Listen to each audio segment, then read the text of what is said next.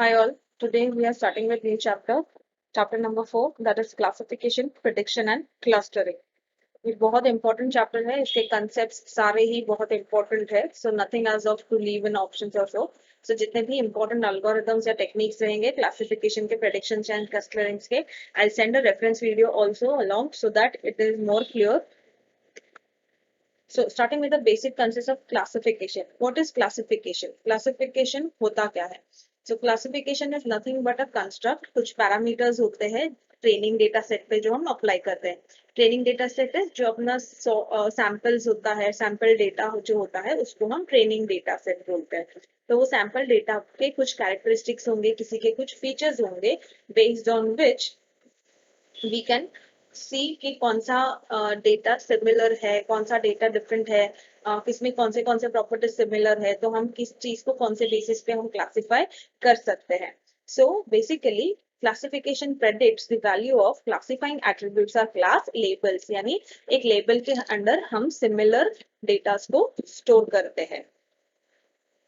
Typical applications of classifications are classify credit approval based on customer data. Customer data के basis पे हम classify करते हैं कि कौन सा क्रेडिट अप्रूवल उसको देना चाहिए, उसका स्टैंडर्ड इनकम क्या है, कैसा है, ऐसे सब कैरेक्टरिस्टिक्स पैरामीटर्स ध्यान में रखें.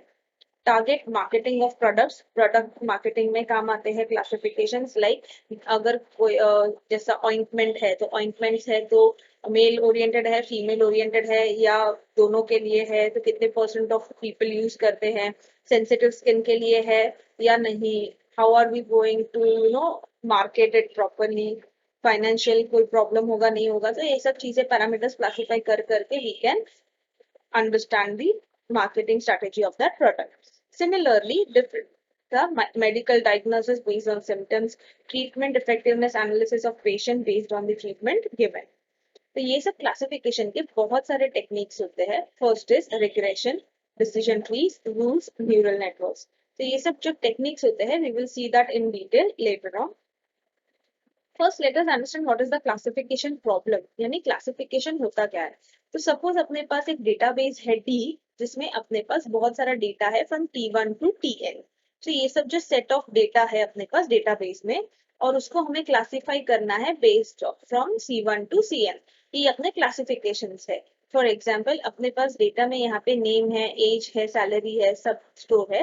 तो क्लासिफाई हम कर रहे हैं, हर एक एम्प्लॉय का नेम, एज, लोकेशन, सैलरी, ये सब इन्फॉर्मेशन यहाँ पे अवेलेबल है.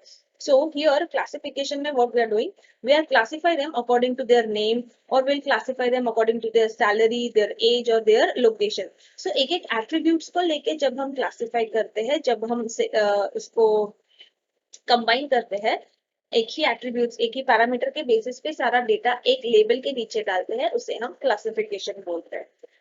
Thus, the classification problem is to define the mapping M in such a way that which tuple of database D belongs to which class of C. यानी data जो है from D यहाँ पे कौन से class में, कौन से label में fit होता है. So ये mapping is nothing but called as classification problem. Prediction is similar but may be viewed as having infinite number of classes. Prediction models continuous valued functions, that is, predicts unknown or missing values.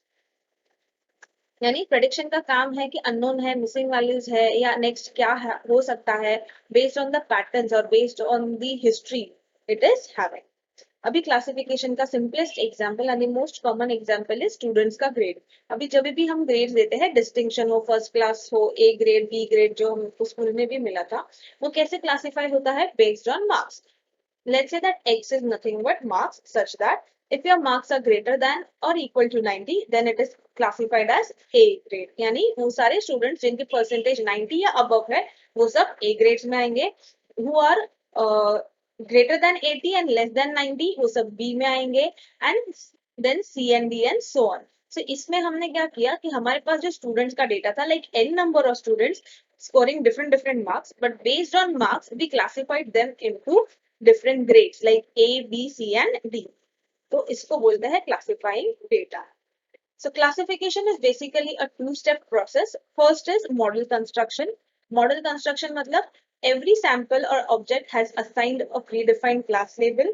दो set of sample और tuples और subset data is known as training data set, यानी already अपने पास एक predefined set of classes रहता है जिसके अंदर एक ट्रेनिंग डेटा सेट होता है. The constructed model based on training dataset is represented as classification rules, decision trees और mathematical formulae.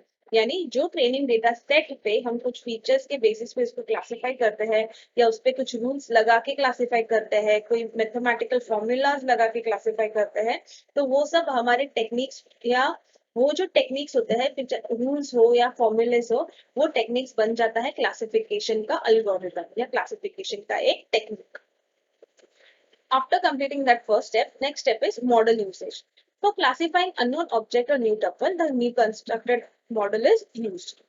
Compare the class label of test samples with the resultant class label. यानी अपने पास अगर कोई ऐसा data है जो प्रीडिफाइंड ट्रेनिंग सेट में नहीं है, तो हम क्या करेंगे कि जो नया डेटा आया है उसको हम चेक करेंगे कि वो क्लासिफिकेशन के कौन से लेवल के अंडर आता है. So what we'll do, we'll compare that new data with the training set of data what we have. अगर सिमिलर निकला ट्रेनिंग डेटा में से, तो ट्रेनिंग डेटा सिमिलर टाइप का डेटा जो ट्रेनिंग सेट में है वो क्लासिफिकेशन में कौन से लेवल के नीचे है. So once we find that, we can place that new data or new tuple in that classification. See, ये रहा example. Classification is first is model construction. तो ट्रेनिंग डेटा सेट जो है अपना पूरा classification algorithms. If rank is equal to professor और year greater than 6, then tenure equals to yes. यानी हम क्या करेंगे, ये पूरा डेटा है लेकिन इसमें से मुझे सिर्फ वही डेटा चाहिए जिसका रैंक प्रोफेसर हो और जिसका या फिर जिसका और है, यानी या तो रैंक प्रोफेसर होना चाहिए या फिर ईयर जो है एक्सपीरियंस का that should be greater than 6. अगर ये दोनों में से कोई एक भी कंडीशन ट्रू है, only then tenured is supposed to be saying yes. So if you see assistant professor है तो रैंक इज नॉट प्रोफेसर, यहाँ पे इट इज नॉट प्रोफेसर, जबकि यहाँ पे कंडीशन है should be professor. So condition गलत हुआ तो टेन्योर आया no.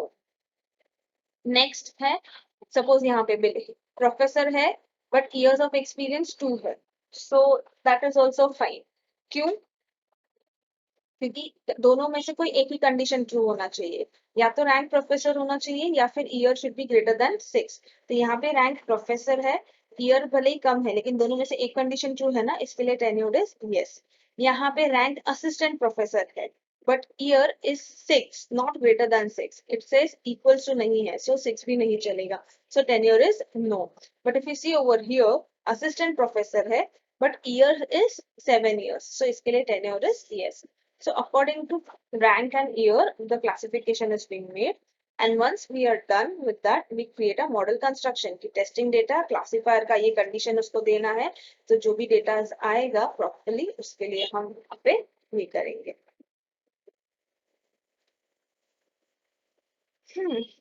Okay, so this was all about classification and all two-step processes कि कैसे होता है.